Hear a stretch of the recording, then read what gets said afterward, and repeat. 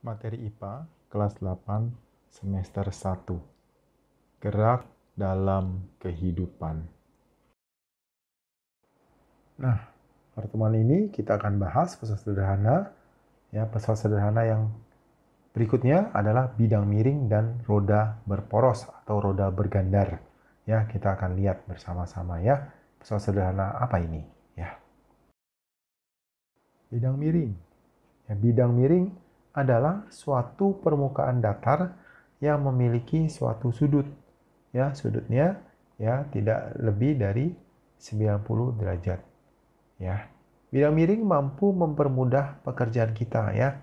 Itu dia bisa mengurangi gaya. Ya, mengurangi gaya ya, mendapatkan keuntungan mekanik. Mengangkat barang menggunakan bidang miring lebih mudah dibandingkan dengan mengangkatnya langsung. Kenapa? Karena gaya yang dibutuhkan lebih sedikit. Ya, itu adalah bidang miring. Nah, ini adalah contoh-contoh bidang miring. Yang pertama, ini bidang miring yang biasa ya. Miring, ya dibawa miring. Terus kita tinggal mendorong saja beban yang akan kita pindahkan. Nah, selain itu, bidang miring juga ya diaplikasikan ke dalam bentuk-bentuk yang lain ya, seperti kapak ya bidang miring, sehingga kita membelah kayu lebih mudah karena ada bagian yang lancip ya, bagian yang miring.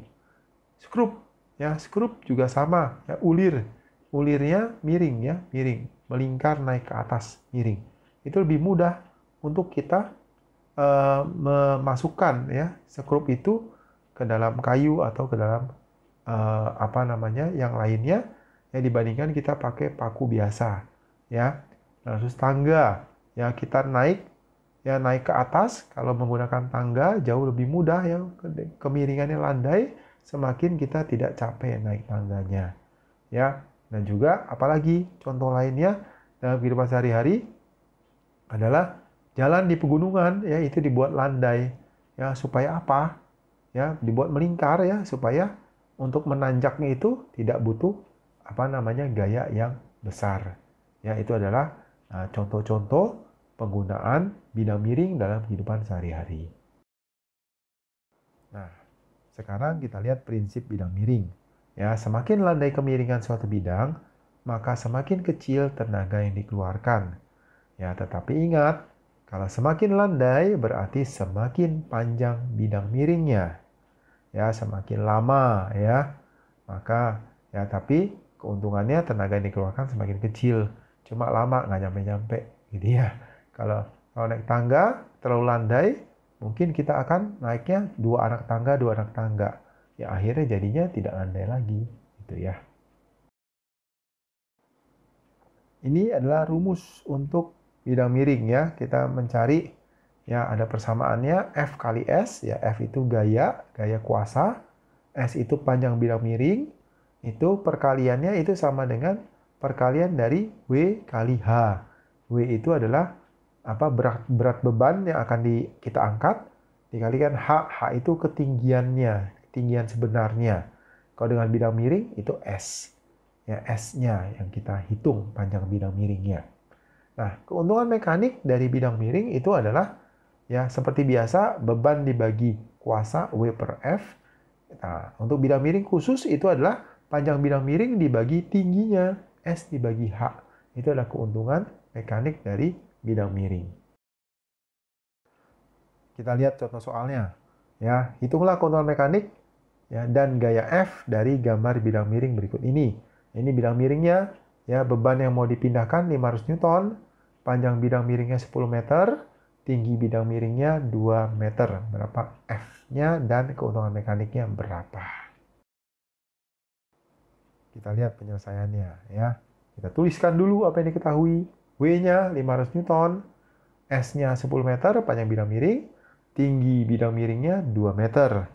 Maka yang ditanyakan keuntungan mekanik dan gaya kuasanya, F-nya. Pertama-tama kita cari dulu keuntungan mekanik. Ya, keuntungan mekanik S per H berarti 10 dibagi 2. Ya, keuntungan mekaniknya berarti 5 kali. Ya. Nah, terus untuk mencari F, kita bisa gunakan persamaan F kali S sama dengan W kali H. Ya, F kali 10 sama dengan 500 kali 2, maka F-nya 1000 dibagi 10 sama dengan 100 Newton. Ya, maka gayanya hanya 1/5 dari beban yang akan kita pindahkan. Ya. Nah, roda berporos adalah pesawat sederhana terakhir yang akan kita pelajari. Ya, roda berporos adalah roda yang dihubungkan dengan sebuah poros yang dapat berputar bersama-sama. Ya, jadi roda ya dihubungkan dengan ya porosnya itu ya biasanya pipa atau bentuk-bentuk silinder. Ya, nah contohnya itu adalah kemudi mobil ya atau kemudi kapal ya dan juga ini ya rantai dan gear sepeda ya itu ya ya rantai dan gear sepeda ya itu adalah contoh-contoh roda berporos dalam kehidupan sehari-hari. Apa kegunaan roda berporos atau roda bergandar? Ya, yang pertama memudahkan gerak, jelas. Karena dia roda, ya bentuknya lingkaran, ya maka akan memudahkan gerakan benda tersebut. Ya, lebih mudah ya menggelinding. Ya. Terus yang kedua, meningkatkan kecepatan ya otomatis kalau dia mudah bergerak otomatis lebih cepat berpindah tempatnya. Terus yang terakhir, mendapatkan keuntungan mekanik. Jadi kuasa yang kita keluarkan sedikit.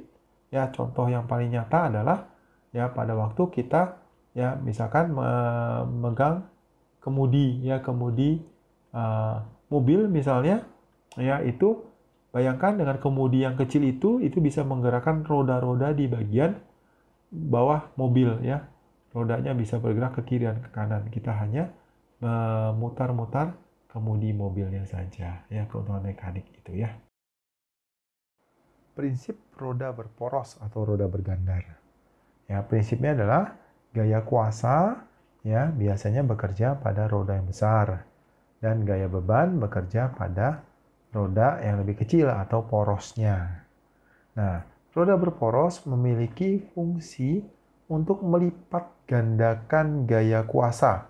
Jadi dengan gaya yang kita keluarkan kecil, yaitu dilipat gandakan oleh roda itu sehingga menghasilkan ya gaya keluaran yang besar ya yang sehingga bisa ya mengangkat beban yang lebih berat ya. Nah, keuntungan mekanik ya itu dihasilkan dari perbandingan jari-jari roda terhadap jari-jari poros. Untuk lebih jelasnya kita lihat ya, rumusannya pada slide berikutnya. Nah, perhatikan gambar ya. Gambarnya roda itu yang bagian yang besar ya. Ya, dan apa namanya poros atau gandar ya. Gandarnya ya itu yang kecil ya. Jadi itu kuasanya ditempelkan di bagian roda yang besar dan bebannya di bagian poros.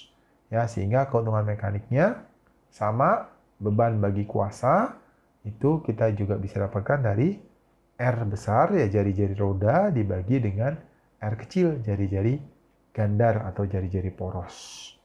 Nah, persamaannya antara kuasa dan beban itu kuasa kali jari-jarinya, jari-jari roda yang besar itu sama dengan beban kali jari-jari poros ya R kecil ya itu persamaannya. Oke, sekarang kita lihat contoh soal. Itulah keuntungan mekanik dan beban W dari gambar roda berporos berikut ini. Ya, jadi rodanya jari-jari 10, porosnya jari-jari 5. Ya, gaya kuasanya 100 Newton, W-nya berapa? Pertama-tama kita tuliskan dulu apa yang diketahui. Ya, kuasanya 100 Newton, ya, R-nya 10 cm, R besarnya, R kecilnya 5 cm. Maka keuntungan mekaniknya dan bebannya bisa kita hitung. Ya, pertama-tama kita cari dulu keuntungan mekaniknya. R besar dibagi R kecil, 10 bagi 5, keuntungan mekaniknya 2 kali. Ya, setelah itu kita bisa mencari bebannya ya, pakai rumus K kali R sama dengan B dikali R kecil ya. 100 kali 10 sama dengan W kali 5, maka W-nya sama dengan 1000 per 5 sama dengan 200 Newton ya. Apa saja yang kita pelajari pada video ini? Ya, yang pertama, kegunaan bidang miring adalah untuk mendapatkan keuntungan mekanik. Ya. Yang kedua, kegunaan roda berporos adalah mempermudah gerak benda ya karena bentuknya lingkaran roda ya, dan juga untuk mendapatkan keuntungan mekanik kalau dihubungkan dengan porosnya ya. Sekarang kita lihat tugas mandiri kamu ya. Nah, tugas mandiri kamu ada dua. Yang pertama tentang bidang miring. Hitunglah gaya yang dibutuhkan untuk menarik beban. Ya, F-nya berapa ya? Kalau bebannya 4000 Newton, panjang bidang miringnya 3 meter dan tinggi bidang miringnya 75 cm. Ya, jadi jangan lupa panjang bidang miringnya diubah dulu ke cm juga ya. Tugas yang kedua ini tentang roda berporos. Ya, roda berporos, hitunglah gaya F yang dibutuhkan untuk mengangkat beban seperti gambar berikut ini.